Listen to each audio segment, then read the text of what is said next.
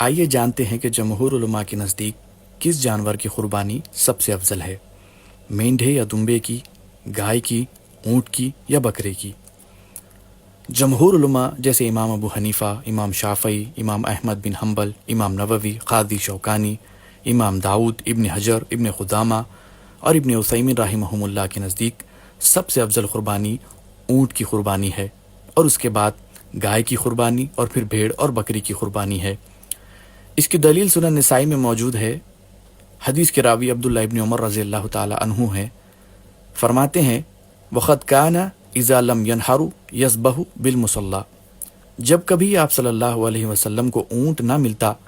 تو آپ صلی اللہ علیہ وسلم کوئی دوسرا جانور ذبح کرتے تھے۔ معلوم ہوا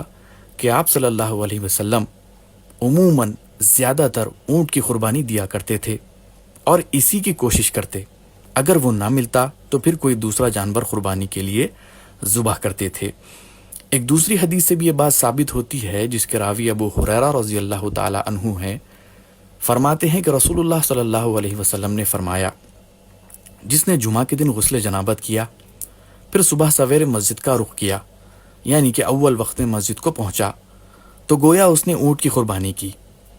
اور جو شخص دوسری گھڑی میں مسجد کی طرف جائے گویا اس نے گائے ذبح کی، اور جو شخص تیسری ساعت میں مسجد کی طرف جائے گویا اس نے سینگھوں والا مینڈھا ذبح کیا۔ اس حدیث سے یہ بات ثابت ہوئی کہ اونٹ کی قربانی سب سے افضل ہے، پھر گائے کی اور پھر بھیڑ اور بکری کی۔ جمہور یعنی میجورٹی آف علماء نے اس حدیث کی تشریح کرتے ہوئے بیان کیا کہ اونٹ ان باقی جانوروں سے زیادہ قیمتی اس لیے ہے کہ اس کا گوشت باقی جانوروں سے زیادہ مفید ہوتا ہے اور زیادہ ہوتا ہے، یعنی کہ زیادہ لوگ اسے کھا سکتے ہیں، زیادہ لوگوں کو اس کا فائدہ ہوتا ہے۔ اب چونکہ ہمارے علاقوں میں اونٹ آسانی سے نہیں ملتا، اس لیے ہمیں پہلے گائے اور پھر بکرے کی قربانی کرنی چاہیے جیسی جس کی استطاعت ہو۔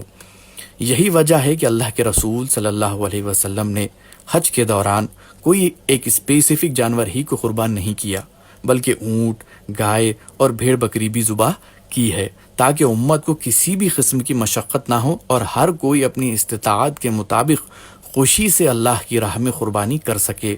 اور اس میں سے خود بھی کھائے اور غریبوں کو بھی کھلائے۔